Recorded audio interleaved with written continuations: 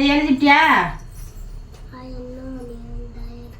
நான் எப்பத்தான் எழுதுவியோ?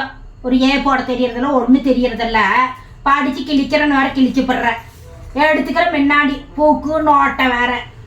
நான்லாம் அப்பயெல்லாம் எப்படி தெரியுமா படிப்பேன்? நான்லாம் ஸ்கூலில் ஃபஸ்ட்டு. வேற ஒரு வருஷமா போகிறேன். ஏபிசிடி போட தெரியுதா? ஓடுறாளாம் எழுதுறாளாம். ஓடி